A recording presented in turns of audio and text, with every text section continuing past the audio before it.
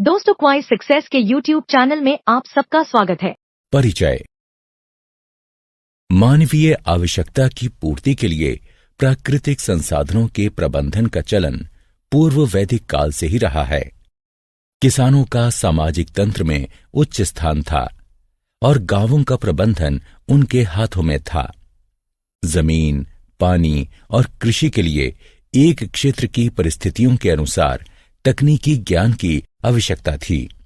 उन्होंने इस ज्ञान को प्राप्त किया और अनुभव व करके सीखिए द्वारा दक्षता को विकसित किया। जनसंख्या वृद्धि के कारण प्राकृतिक संसाधनों के अत्यधिक शोषण से कई कठिन समस्याएं उत्पन्न हो गईं। वनस्पति विनाश के परिणाम स्वरूप भूक्षरण, अनाच्छादन, मृदा अपवर्जन, भूस्खलन, बाढ़, दुर्भिक्ष और असंतुलित पारिस्थितिकी उत्पन्न हो गए हैं। संतुलित पारिस्थितिकी अति आवश्यक है।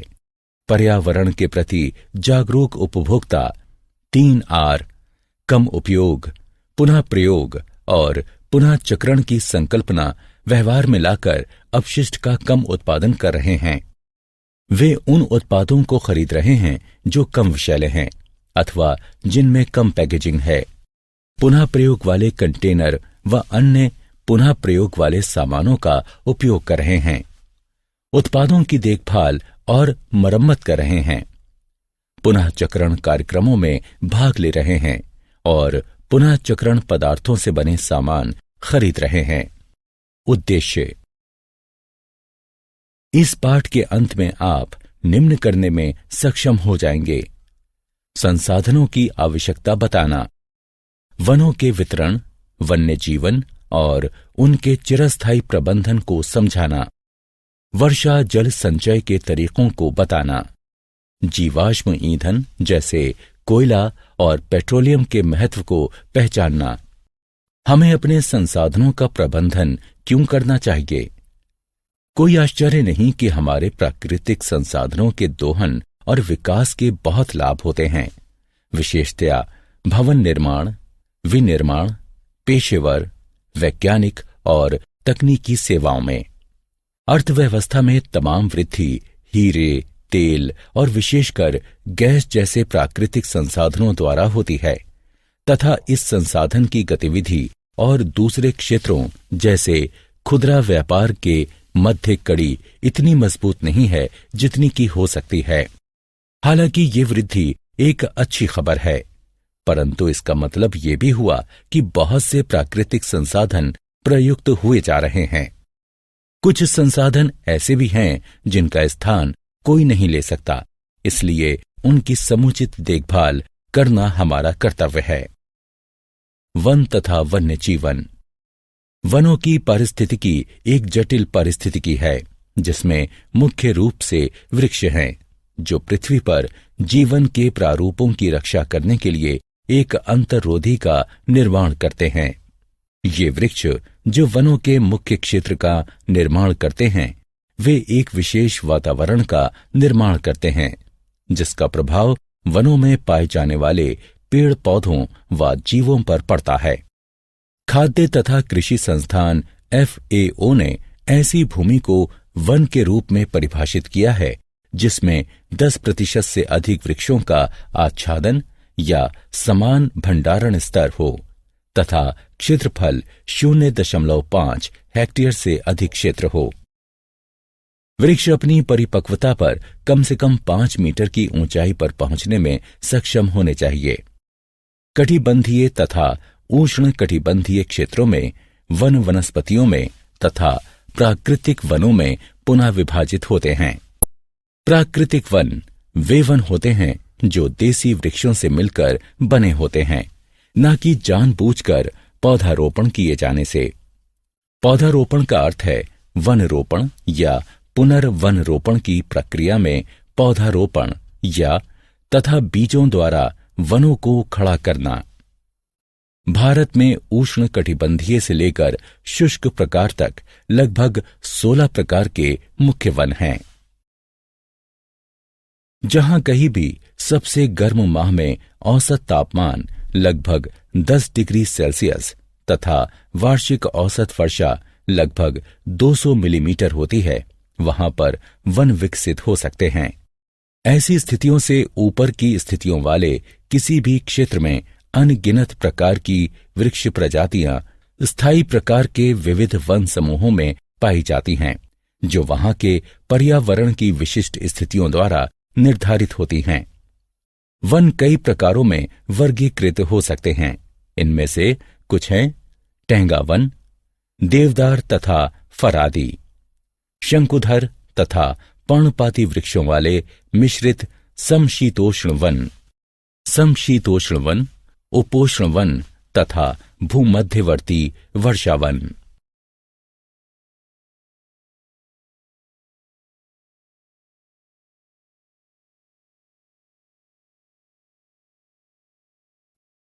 यह माना जाता है कि भारत में वन संपत्ति का संगठित दोहन शिकार में वृद्धि के साथ आरंभ हुआ।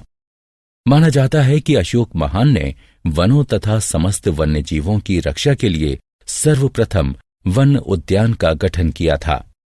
मुगल शासक सिद्धहस्त शिकारी थे तथा वनों में बहुत अधिक समय व्यतीत किया करते थे।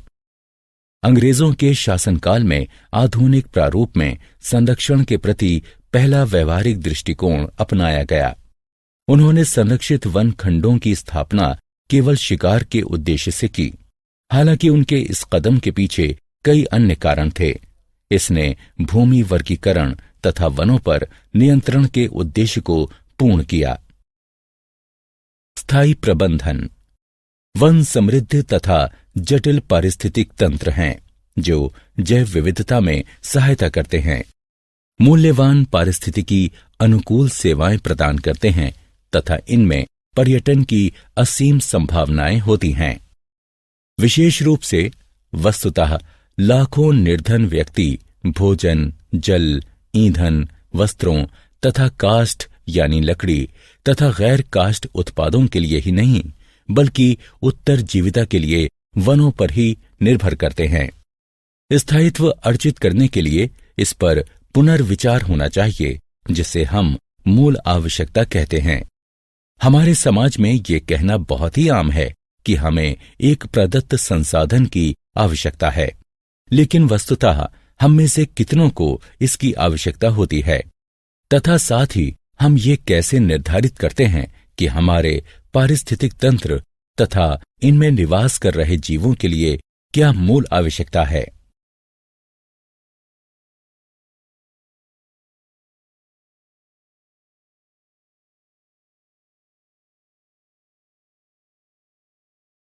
यह निर्धारित कर कि क्या चीजें मूल आवश्यकताओं का निर्माण करती हैं, संभवतया हमारे दैनिक जीवन में स्थायी प्रक्रियाओं को अनुकूल बनाने की सबसे बड़ी चुनौती है, क्योंकि आवश्यकताओं की परिभाषा क्षेत्रों से क्षेत्रों, गांवों से गांवों तथा यहां तक कि व्यक्ति से व्यक्ति तक भिन्न होती है।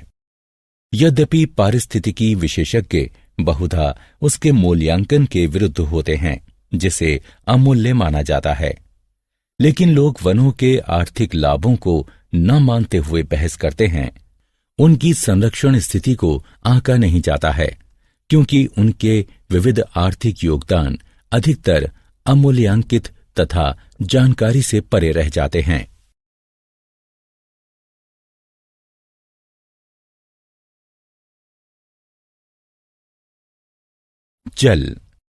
जल को सभी जीवों के लिए मूल आवश्यकताओं में एक माना जाता है। हम सभी जानते हैं कि यह हमें प्रभु का वरदान है। जल की प्राकृतिक रूप से पूर्ति वर्षण द्वारा होती है तथा यह महासागर में प्रवाह, वाष्पीकरण तथा भूमि की उपसतह में रिसकर खो जाता है। हालांकि किसी सतही जल तंत्र के लिए वर्षा प्राकृतिक आगत है। तंत्र में जल की कुल मात्रा किसी भी दिए गए समय पर कई कारकों पर निर्भर करती है। इन कारकों में सम्मिलित हैं झीलों में भंडारण, गीले स्थान तथा कृत्रिम जलाशय। इन भंडारण इकाइयों के नीचे मिट्टी की स्थिति, वाटरशेड में भूमि की विशिष्टताएं, वर्षण का समय तथा स्थानीय वाष्पीकरण दर। इनमें से सभी कारक उस जल के अनुपात को भी प्रभावित करते हैं जो महासागर में प्रवाह के माध्यम से वाष्पीकरण तथा भूमि की उपसतह में रिसाव के माध्यम से खो जाता है।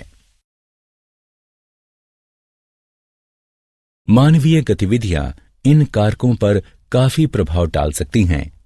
मानव बहुधा जलाशयों के निर्माण से भंडारण क्षमता में तो वृद्धि करता है तथा गीली भूमि को सुखाकर उसे कम भी कर देता है। मानव बहुधा क्षेत्रों में बाड़ लगाकर तथा धारा के प्रवाह को मार्गबद्ध कर चालू मात्रा तथा वेग में वृद्धि करता है। वर्षा जल संचयन। समय के साथ बढ़ती जनसंख्या, बढ़ते औद्योगिकरण तथा विस्तृत कृषि ने जल के लिए मांग में वृद्धि करती है। जल को एकत्र करने के लिए बांध बनाकर तथा जलाशयों का निर्माण कर तथा कुएं खोदकर प्रयास किए जा रहे हैं। कुछ देशों ने तो जल को पुनः चक्रण तथा लवण मुक्त करने का भी प्रयास किया है। जल संरक्षण आज की आवश्यकता है। वर्षा जल के संचयन द्वारा भूजल स्तर में वृद्धि का विचार आज कई शहरों में महत्वपूर्ण होता जा रहा है। वनों में जल तेजी से भूमि में समा जाता है क्योंकि पेड़ पौधे इसे थाम लेते हैं। यह भूमिगत जल बदले में कुओं, झीलों तथा नदियों में चला जाता है। वन संरक्षण का अर्थ है जल ग्रहों का संरक्षण। प्राचीन भारत में लोगों का मानना था कि वन नदियों की माता हैं तथा वे इन जल निकायों के स्रोतों की पूजा आराधना किया करते थे। यह जल संरक्षण की एक बेहद ही लोकप्रिय पद्धति बनती जा रही है, विशेषकर शहरी क्षेत्रों में। वर्षा जल संचयन से अर्थ है कि वर्षा के जल को भवनों की छतों पर एकत्र करना तथा इसे भूमि के नीचे बाद में प्रयोग के लिए भंडारित करना। यह न केवल भूमिगत जल के क्षरण को कम करता है बल्कि साथ ही कम होती जल तालिका में वृद्धि करता है तथा निरंतर जलापूर्ति में सहायता कर सकता है। वर्षा जल संचयन तथा कृत्रिम रिचार्जिंग आज बहुत ही महत्वपूर्ण मामले बनते जा रहे हैं। भूमिगत जल के स्तर में कमी व सागर के जल की प्रगति को रोकना अर्थात सागर के जल को भूमि की ओर आने से रोकना व वर्षा के मौसम के दौरान जल सतही जल का संरक्षण अत्यंत ही आवश्यक है। कोयला तथा पेट्रोलियम। कोयला पृथ्वी पर अब तक का सबसे प्रचुर जीवाश्म माना गया है। यह आवश्यक कार्बन होता है तथा यह मुख्य रूप से ज्वलनशील ईंधन के रूप में प्रयोग होता है। कोयले का वृहद स्तर पर प्रयोग 19वीं शताब्दी में औद्योगिक क्रांति के साथ आरंभ हुआ। जैसे जैसे उद्योगों की संख्या में वृद्धि हुई वैसे वैसे ऊर्जा के मुख्य स्रोतों की मांग भी बढ़ती गई। कोयला पौधों का उत्पाद है, मुख्यतः उन वृक्षों का जो कई हजारों वर्ष पूर्व मृत हुए थे। निचले क्षेत्रों में जल जमा होने से या ऐसे क्षेत्रों में जहां जल धीरे धीरे भरता था, मृत वृक्ष तथा पौधे उस प्रकार से अपघटित नहीं हो पाए जैसा कि उन्हें होना चाहिए था। मृत पौधे जल से आच्छादित होते गए तथा वे वायु के ऑक्सीकरक प्रभावों से अछूते रहे। कुछ जीवाणुओं के कार्यों ने ऑक्सीजन तथा हाइड्रोजन छोड़ी, जिसने अवशेष को कार्बन में समृद्ध तथा और भी समृद्ध बनाया। इस कार्बन समृद्ध तत्वों की चौड़ी परत, जिसे पांस कहा जाता है, हजारों वर्षों में बनी। जैसे जैसे और सामग्रियां पांस पर एकत्रित होती गईं, जल उनसे निचुड़ता गया, जिससे कार्बन समृद्ध पौधे के अवशेष ही बचे। दाब तथा तापमान ने सामग्री को और भी संपीड़ित किया। इसने कोयले की निर्माण प्रक्रिया में सहायता की, क्योंकि अधिक गैसें बाहर निकलीं तथा कार्बन के अनुपात का बढ़ना जारी रहा। यह कार्बन कई हजारों वर्षों में धीरे धीरे कोयले में कायांतरित हो गया। पेट्रोलियम पृथ्वी के आवरण के कुछ क्षेत्रों के उच्च संस्तरों में छिद्रयुक्त चट्टान संरचनाओं में पाया जाता है। पेट्रोलियम के ज्ञात संरक्षणों का अनुमान लगभग 1.2 ट्रिलियन बैरल माना जाता है, जबकि एक अनुमान के अनुसार यह 3.74 ट्रिलियन बैरल है। इस समय इसकी खपत लगभग 84 मिलियन बैरल प्रतिदिन अथवा 31 बिलियन बैरल प्रतिवर्ष है। जलाशयों की अभियांत्रिकी समस्याओं की वजह से प्राप्त किया जाने वाला तेल भंडार प्लेट में तेल की तुलना में काफी कम है। वर्तमान में खपत के स्तर को देखते हुए यह भंडार 32 वर्षों उपरांत लगभग 2039 में समाप्त हो जाएगा। हालांकि ये नई खोजों, मांग में बदलाव, बेहतर तकनीक, जनसंख्या प्रगति, तीसरी दुनिया के देशों में औद्योगिकरण तथा अन्य कारकों की अनदेखी करता है। यद्यपि आने वाले वर्षों में तेल के ही ऊर्जा के मुख्य स्रोत रहने का अनुमान है, वहीं ऊर्जा विकास के अन्य विकल्प जैसे सौर ऊर्जा, पवन ऊर्जा, ब्यूटेनॉल, इथेनॉल, फोटोवोल्टिक, परमाणु ऊर्जा, हाइड्रोजन या तैलीय पत्थरों से तेल या तैलीय रेत से तेल वृद्धि कर सकते हैं। चीन एवं भारत जैसे विकासशील देश जो क्योटो प्रोटोकॉल से बाहर हैं, इनमें प्रचुरता के कारण कोयले के उपयोग में वृद्धि हो सकती है। 3R अर्थात कम उपयोग, पुनः प्रयोग तथा पुनः चक्रण। व्यर्थ की खरीदारी न कर अनावश्यक अपशिष्टों को कम करना। वे वस्तुएं जो कभी कभी ही प्रयोग की जाती हैं, उन्हें या तो किसी से उधार लिया जा सकता है या किसी अन्य के साथ साझा किया जा सकता है। कैन के स्थान पर बोतल खरीदें तथा दोबारा चार्ज होने वाली बैटरी खरीदें। उन वस्तुओं को पुनः प्रयोग करें जिन्हें आप बहुधा खराब मान लेते हैं। कभी कभी ये अन्य उद्देश्यों की भी पूर्ति करती है। वस्तुओं को फेंकने के स्थान पर उन्हें किसी अन्य कार्य में प्रयोग कर आप अपशिष्टों को कम कर सकते हैं। कागज तथा लिफाफों को नोट लिखने के लिए फालतू कागज के रूप में प्रयोग किया जा सकता है। अपने उन व्यर्थ उत्पादों का पुनः चक्रण करें जिनसे आप कुछ ऊर्जा संरक्षित कर सकते हैं। सुनिश्चित करें कि आपके घर में कूड़ेदान हो। इसे एक ऐसे स्थान पर रखें कि आप इसका प्रयोग करना भूलें नहीं। सारांश। आइए हमने जो कुछ सीखा है उसे संक्षेप में दोहराएं। किसी भी अर्थव्यवस्था की अधिकतर प्रगति प्राकृतिक संसाधनों जैसे कि कोयला, तेल व गैस आदि से आती है। वन एक जटिल पारिस्थितिकी है जिसमें अधिकतर वृक्ष होते हैं जो जीवन के प्रारूपों की रक्षा करने के लिए एक अंतर्रोधी का निर्माण करते हैं। खाद्य तथा कृषि संस्थान FAO ने ऐसी भूमि को वन के रूप में परिभाषित किया है जिसमें 10% से अधिक वृक्षों का आच्छादन या समान भंडारण स्तर हो तथा क्षेत्रफल 0.5 हेक्टेयर से अधिक क्षेत्र हो। उपोष्ण तथा उष्ण कटिबंधीय क्षेत्रों में वन वनस्पतियों तथा प्राकृतिक वनों में उपविभाजित होते हैं। अशोक महान ने वनों तथा समस्त वन्य जीवों की रक्षा के लिए सर्वप्रथम वन उद्यान का गठन किया था। अंग्रेजों ने संरक्षित वन खंडों की स्थापना केवल शिकार के उद्देश्य से की। जल की प्राकृतिक रूप से पूर्ति वर्षण द्वारा होती है तथा यह महासागर में प्रवाह, वाष्पीकरण तथा भूमि की उपसतह में रिसाव के माध्यम से खो जाता है। वर्षा जल संचयन से अर्थ है कि वर्षा के जल को भवनों की छतों पर एकत्र करना तथा इसे भूमि के नीचे बाद में प्रयोग के लिए भंडारित करना। कोयला पौधों का उत्पाद होता है, मुख्यतः उन वृक्षों का जो कई हजारों वर्ष पूर्व मृत हो गए थे।